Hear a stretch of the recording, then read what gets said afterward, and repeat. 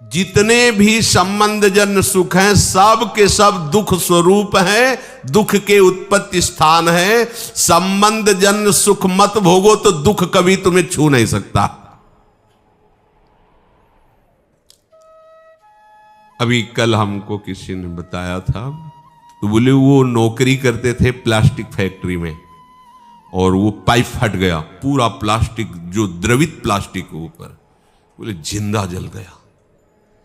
वो चिंतन तो हुआ ना। तो अब जैसे अपने लोग दूसरे जीवों को जला के खा रहे ना, ऐसे पैर बांध दिए उनको भूंज रहे, तुम्हारे पैर भी नहीं बांधे जाएंगे, जिंदा भूंज जाओगे। कर्म तुम्हें बख्शेगा नहीं, ध्यान रखना। दुख यो नया, रसेंद्री के स्वाद के लिए तुमने उन असमर्थ पशुओं को, पक्षियों को अपने स्वाद का कारण मान रहे हो, उनके मांस को। ठीक है, ले लो, मान लो इस जन्म में तो तुम ऐसे हो, लेकिन पीछे जन्म में तुमने किया ना, तो क्या परिणाम आया? प्लास्टिक, और वो भी द्रवित, मतलब गर्म पिघली हुई, सीधे पूरी है। वो कितना कष्ट हो, थोड़ी देर तदात्म होके देखो कितना एक दिन वो फूल लगा रहे थे ना, तो ग्लूगन जिसे आप चिपकाते हैं, वो जरा छू गई तो एकदम ऐसे ये क्या है?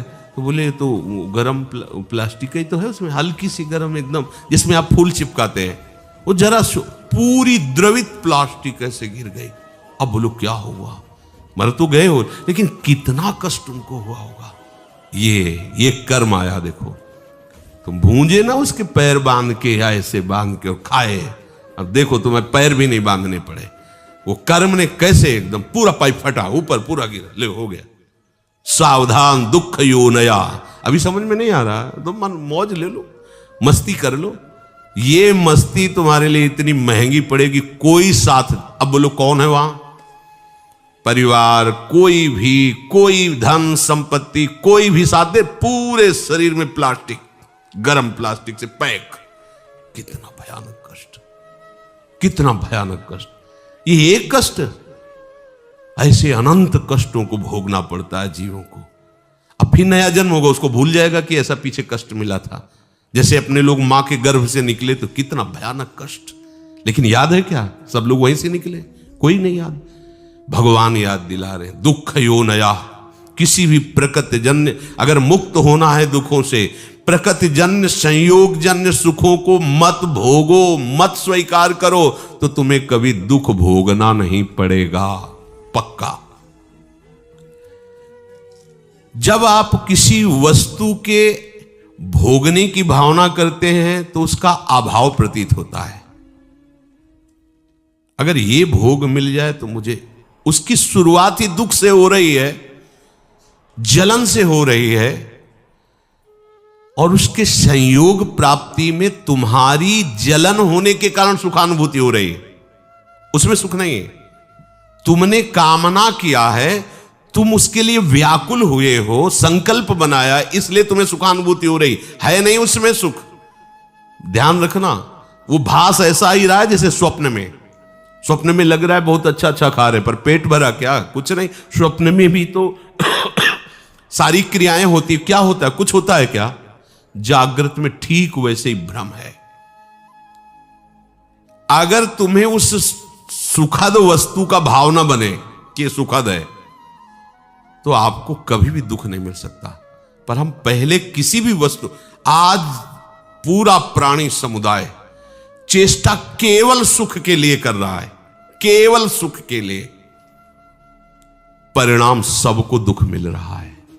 जो प्रभु की तरफ चले वो धीरे धीरे दुख से निवृत्त होते हुए परम सुख की तरफ जा रहे हैं।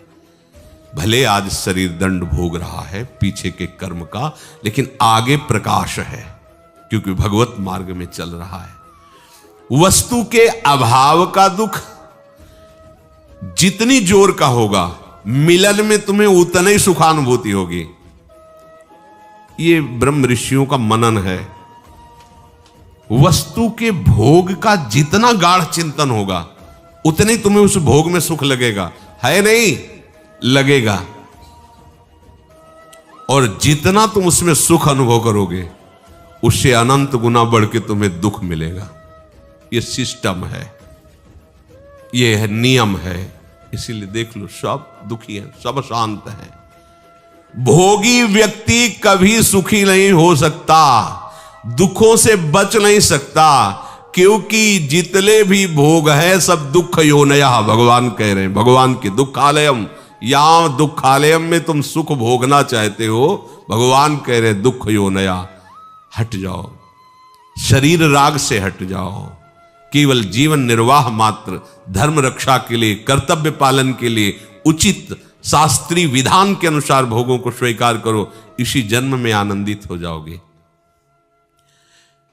अगर आप केवल भोगों में ही सुख मान करके रत हो तो परिणाम ताप संस्कार दुखैर गुण वृत्ति विरोधाच दुखमेव सर्वम विवेकिनः। तुम्हें 3 प्रकार के दुख वर्तमान में ही भोगने पड़ रहे हैं, देख लो। परिणाम दुख, पीछे जो कर्म किए उनका परिणाम भोग रहे हो। परिणाम दुख और ताप दुख और संस्कार दुख, ये 3 सुख भोगने वाले को भोगना ही पड़ता है। देखो, सुख भोगने वाले के लिए लिखा है, जो संसार में सुख भोगने की वृत्ति लिए हुए उनको ही अपने आप 3 दुख भोगने पड़ते हैं, परिणाम दुख, ताप दुख और संस्कार दुख। संपूर्ण विषय भोग आरंभ में सुख रूप सबको प्रतीत होते हैं। कोई भी कर्म जब हमारा बनता है तो उसमें हमारा लक्ष्य होता है सुख। कोई न कोई ऐसा कर्म बना जो सुख के लिए हमने पाप कर्म किया, सुख भोगने की भावना से पाप कर्म बना, और वही कर्म आकर के दंड देता है। ध्यान रखना, चाहे कोई हो, कोई भी हो, कितना भी बड़ा महापुरुष हो, इस शरीर रचने के समय उसके उस कर्म संस्कार को रचा गया है। इतनी अवस्था में तुम्हारे ये रोग होगा, इतने ये प्रारब्ध भोग है, ये आएगा, अपना रूप विस्तार करेगा। लेकिन ये भजन का, ये भगवत शरणागति का प्रताप, वो बस कवच बन करके उसकी रक्षा करता है, ना उसे भय होने देता है, ना शोक होने देता है। अब ये शरीर छूटा, पीछे सब गोदाम में आग लग गई, अब उसमें एक भी कर्म ऐसा नहीं जो जग सके या नवीन हमें बंधन दे सके, खत्म। आगे जो कर्म हो रहे हैं भगवद अर्पित हैं, वो खत्म। प्रारब्ध जो है धीरे धीरे खत्म होता जा रहा है, और उसको कैसे भुगवा रहे? कृपा कवच से। सत्य कहते हैं, अगर प्रियाजू की शरण में ना होते तो रोज हम ऐसे जलते जैसे किस तवा में रोटी सेकी जाती है, ऐसे जलते और मनाते कि ये शरीर छूट जाए तो अच्छा है। मनाते, कहां इतनी अर्थव्यवस्था, कहां ऐसी सेवा, कहां ऐसा हृदय की विश्राम स्थली, कहां हृदय को लगाते, किस पर लगाते? जिस पर लगाया था वही धोखा दे रहा था। क्या होता थोड़ी देर भी तो बिल्कुल एकदम जैसे जल में कमल का फूल रहे, ऐसे प्रियाजू रख रहे। संपूर्ण विषय भोग आरंभ में सबको सुख रूप प्रतीत होते हैं, और वही कर्म, वही विषय भोग परिणाम में महान दुख प्रदान करता है। एक सत्य घटना, ब्याह हुआ, पत्नी आई, तो जैसे परस्पर स्त्री पुरुष आसक्त हो जाते, ऐसे पति आसक्त हो गया। पत्नी का पहले से कोई प्रीतम था, वो जब उनके दृष्टि में ब्याह होने के बाद पुनः आया तो उसने रोकर कहा, हम तो आज तक तुम्हारा ही इंतजार कर रहे हैं, और जिएंगे तुम्हारे लिए और मरेंगे तुम्हारे लिए। अब ये तुम सोचो कि तुम्हारा प्यार कैसा है। तो उसने कहा, इस बार हिसाब हो जाएगा, हम मायके आ रहे हैं, वहीं बुलवाएंगे इनको। मायके गए और वहां से फोन किया कि आपके बिना हमारा दिन नहीं कट रहा, माता पिता तुरंत भेजेंगे नहीं, आप 1-2 दिन के लिए आ जाइए। वो जो बहुत ज्यादा चिपकती है, नाक मुंह में लगा दिया उसको, फेब्रिक है, और उससे हाँ क्विक क्या, हाँ वही नाक जैसे खवा पिया के लेटा दिया, और मित्र को बुला लिया और नाक में और मुंह में वही भर दी, वो मिनट में एकदम जाम गए। ये सत्य घटना। क्या हुआ, कहां सुख है, किसमें सुख है। अब वो एक अलग जेल में, एक अलग, एक मरा और दोनों अलग अलग जेल में, तीनों का जीवन नष्ट हो गया। क्या हुआ, सुख भोग की लालसा। देखा, अब अगर हम ऐसे ना समझाए तो लगेगा भगवान कह रहे दुख होने आए, ऐसे दुख होने आए। धर्म से चलोगे, भगवत भजन करोगे, धर्म के निर्वाह के लिए विषय स्वीकार करोगे तो आप सदैव सुखी रहोगे, इस लोक में भी और परलोक में। धर्म विरुद्ध आचरण करोगे, सुख भोग के लिए भगवान की आज्ञा को उल्लंघन करोगे तो न यहां सुख पाओगे न वहां सुख पाओगे। लिख लो ये बात, आज भले मुस्कुरा लो, कल मुस्कुराहट में जहर होगा। मान लो बात, ये भगवान की बात है। दुख यो नया, जगह जगह ये सुख की लालसा ऐसा नष्ट कर देती है। मेजर पदवी पर आर्मी में थे, भ्रमण करने से सब ये बहुत सुंदर उनका बंगला था, बहुत सुंदर व्यवस्था उनकी थी कानपुर में। सामने मिठाई की दुकान थी, पंजाबी शरीर था उसका, सामने मिठाई की दुकान। अब वो आर्मी के तो 4-4, 5-5 महीने बॉर्डर में ही लगे हुए हैं, तो उसका उससे मित्रता हो गई मिठाई वाले की दुकान से। गेटमैन रहता उसके यहां, पर जब मालकिन का आदेश है तो गेटमैन क्या रुकेगा। अच्छा, वो जब आते थे तो सूचना दे के आते थे कि 1 महीने की छुट्टी या 2 महीने की छुट्टी, तो सावधानी हो जाती थी। उन्होंने सूचना दी नहीं, अचानक आ गए। उधर से निकलना हुआ होगा, सोचा होगा आज रात यहां रुक जाते हैं फिर चले जाते। तो गेटमैन ने कहा साहब अंदर नहीं जा सकते। दिमाग खराब, मेरा घर मेरा परिवार, तू कह रहा। बोले मालकिन का आदेश। एक थप्पड़ जमा, मालकिन का आदेश।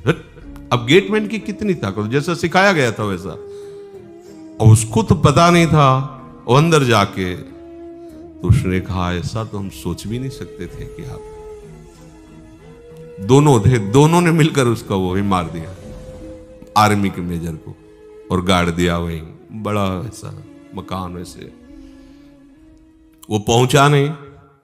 वहां सरकारी जांच हुई, कहां से कैसे क्या पता चला। 1 दिन के लिए घर गया था, वहां से फोर्स आया, गेटमैन से पूछा तो उनकी पिटाई एक अलग कोटि की होती है। वो 1 मिनट में बता, हाँ साहब आए थे, अंदर जाते देखा, बाहर निकलते नहीं देखा। अंदर से जब पिटाई शुरू हुई अंदर वालों की, उन्होंने बता दिया तुम्हें मेजर साहब गड़े हुए हैं। क्या हुआ, भयंकर, तीनों को कष्ट।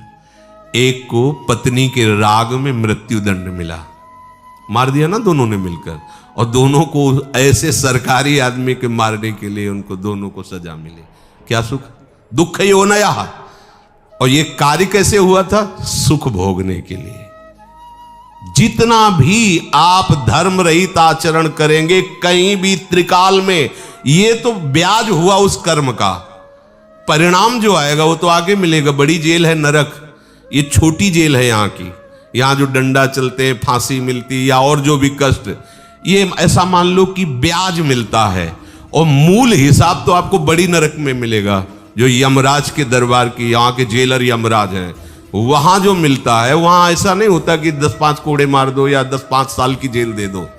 एक एक कष्ट को कल्प कल्प तक भोगने के लिए दंड दे दिया जाता है। अब जीव है, वहां मरना तो है नहीं, यातना देह में पड़ा भोगता रहता है। दुख यो नया भगवान के वचन है, इसलिए ये परिणाम दुख है। धर्म विरुद्ध आचरण, भागवती आदेश के विरुद्ध आचरण करोगे, कभी भी कहीं भी सुखी नहीं हो सकते, चाहे जितना दान पुण्य कर लो। दान पुण्य एक अलग कर्म हो गया और वो पाप कर्म एक अलग कर्म। अगर कट सकता है तो एक ही काट सकते हैं, वो केवल भगवान है। मामेवि प्रपद्यन्ते माया में ताम, वो कह रहे हैं हम त्वाम सर्व पापेभ्यो मोक्षयिष्यामि मा शुचा। दूसरे व्यक्तियों के पास अपने से अधिक भोग देखने से या इच्छानुसार भोग भोगने की इच्छा से, भीतर में जो भोगों की इच्छा है पर शरीर में सामर्थ्य नहीं, किन्हीं कारणों से, या जिससे हम अपना प्रेम संबंध स्थापित किए हैं वो हमसे प्यार ना करके और से, इन सब कारणों से एक ताप हृदय में पैदा होता है, जलन। जिसको कहते हैं हम डिप्रेशन में जा रहे हैं। प्रभु को नहीं पकड़ा है तो डिप्रेशन में नहीं जाओगे और कहां जाओगे? अभी तो कम डिप्रेशन है, ऐसी जगह भेजे जाओगे जहां डिप्रेशन है, डिप्रेशन है, वहां कहीं शांति नहीं, एक क्षण के लिए भी शांति नहीं। आओ ऐसी जगह में जितनी गलतियां होंगी सब क्षमा हो जाएंगी। बहुत करुणा में सरकार है, अति उदार भी सुंदर। मान लो इनकी शरण में हो जाओ, दुख से बचने के लिए शरण में हो जाओ। भगवत प्राप्ति, परमानंद और प्रेम ये तो सब आगे की बातें। इन दंडों से बचने के लिए हो जाओ कि ये राष्ट्रपति हैं, जैसे न्यायालय से पास हो गया कि अब इसे फांसी मिलेगी, राष्ट्रपति माफ कर सकता है। अहम त्वाम सर्व पापेभ्यो, आओ तुम सर्वधर्मान परित्यज्य मां में खुला दरबार है श्री कृष्ण का। कह रहे आ जाओ माफ कर दूं। अरे चल पड़ो ना, काहे को पीछे लौट रहे हो? पीछे लौटोगे हर जगह धोखा ही धोखा है। पाए जान जगत में सब जन कपटी कुटिल कलयुगी टंचु। ये ताप होता, जलते रहते हैं। कौन कौन सा? अपने से अधिक भोग देखकर हृदय जलना, इच्छानुसार भोग ना मिलना। इच्छानुसार भोग है पर भोगने के सामर्थ्य। बड़े लीला बिहारी, जब भूख थी तब भोजन ले, जब भोजन है भूख ले। लीवर खराब, ये खराब, वो खराब। जब लीवर काम कर रहा था तो रोटी ले मिल रही थी, और जब रोटी की व्यवस्था होगी तो लीवर काम नहीं कर रहा। ऐसा उसका खेल लीला विचित्र है। जलो जलो बैठो। जब भोग सामग्री नहीं थी तब भोग सामर्थ्य थी, और जब भोग सामग्री आई तो भोग सामर्थ्य खो गई। जल बैठे देख देख भोगों को और जलता रहे पूरा संसार। अब चाहे जितनी दवाइयां खा ली, बड़ा विचित्र खेल, बड़ी सूक्ष्मता से मारा जा रहा है, वो समझ ही नहीं पा रहा है। भोग भोगने की सामर्थ्य नहीं पर भोग इकट्ठा है, जल रहा है। अब भोग की सामर्थ्य है पर दूसरे के पास वो भोग है नहीं, उसके पास वो देख देख के जल रहा है। और भोग है और भोग भोगने की सामर्थ्य भी है पर भय लगा हुआ कहीं तीसरा छीन ना ले, ये जल रहा है।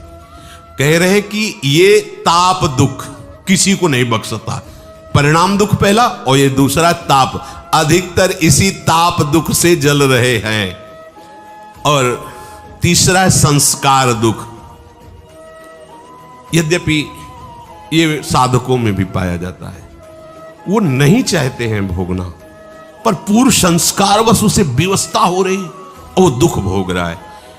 ये साधक मिटा सकता है, तीनों दुखों को मिटा सकता है। भगवद आश्रित होकर विवेक के द्वारा परिणाम दुख को भोग करके निपटा देगा। जैसा भी परिणाम आया है हमारे ही कर्म का परिणाम है, पर हम प्रभु की शरण में उनकी स्मृति के बल से, उनके आश्रय के बल से इस दुख को सह सकते हैं, परिणाम दुख को। और ताप वाला दुख इसलिए नहीं होता उपासक को क्योंकि उपासक का लक्ष्य परमात्मा प्राप्ति है। वो इस सब पचड़े को पहले ही त्यागने की चेष्टा में रत है।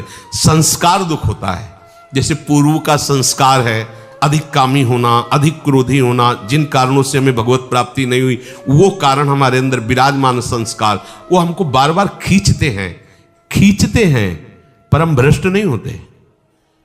उपासक उनसे लड़ता है, उपासक उसको समझता है ये हमारी कमी भगवत प्राप्ति नहीं होने दी, अब ये कमी हम रहने नहीं देंगे। प्रयासरत रहता है, फिसल भी जाए तो भी प्रयासरत रहता है।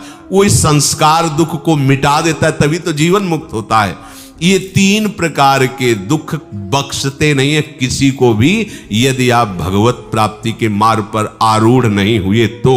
बड़ा दुखमय जीवन है, ये समझ नहीं पा रहे अपने लोग। अरे कब तक चैन से जियोगे? मरना है भाई, फिर नया शरीर मिलना है। और क्या क्या दशा होती है शरीरों की, क्या क्या, किस पर विश्वास करें? जब समाज की तरफ देखो तो लगता है किस पर विश्वास करें, किस पर? जो हमारे विश्वसनीय वही विश्वासघात कर रहे हैं, जिनको हमने जीवन दे दिया वही हमारा जीवन लेने के लिए तैयार, वही हमारे नहीं, बिल्कुल असहाय असमर्थ संसार में दिखाई दे रहा है। सोचो, किसी भी संबंध को सोचो, कहीं भी पवित्रता, कहीं भी विश्वास जिसके कारण हम जीवित है वो रह नहीं रहा है, धीरे धीरे सब जा रहा है। बूढ़े माता पिता है, पुत्र सोचता है मरे तो प्रॉपर्टी आवे, कैसे मरे, कहां कहां कितना कितना वर्णन करे इस माया के स्वरूप का। एकमात्र भगवान की शरण ही तुम्हें बचा सकती है। कोई तुम्हारा नहीं, मान लीजिए कोई तुम्हारा, साहब छल कपट का चरित्र माया का भरा हुआ है। अगर आप थोड़ा भी भजन करेंगे तो आपको समझ में आने लगेगा, और भजन नहीं करोगे तो ये सुनने के बाद वहीं रति होगी, विरति नहीं हो सकती, वैराग्य नहीं हो सकता। यही भगवान की माया है। वो मार पीट करके बाहर निकाल देंगे, दरवाजे पे बैठे रहोगे, लेकिन आपका हृदय उन्हीं के लिए रोएगा, उन्हीं के लिए रोएगा। यही माया है भगवान की, यही भगवान की दैवी माया ऐसी विचित्र है कि हम जानते हो हमसे कपट कर रहा है, जानते हो हम अपने धर्म का पालन न करके मुझे निकाल रहा है, बूढ़े माता पिता, लेकिन वो उन्हीं के लिए रो रहे हैं। अगर उनसे कहें चलो उनको डांटते, उनको दंड देते, तो कहेंगे नहीं, हम कष्ट सह लेंगे। पर हम यही दरवाजे पे बैठे, ये मकान मेरा बनाया हुआ है, हम वो मकान कैसे बेच दें? बाप दादा का पूरा जीवन लगाकर हमने उसको बनाया है। ये भगवान की विचित्र माया ऐसी ऐसी दुर्गति की हुई है कि वो जान रहा है फिर भी ले निकल पा रहा है। इसलिए भाई हरिशरणम भगवान की शरण होकर अपना काम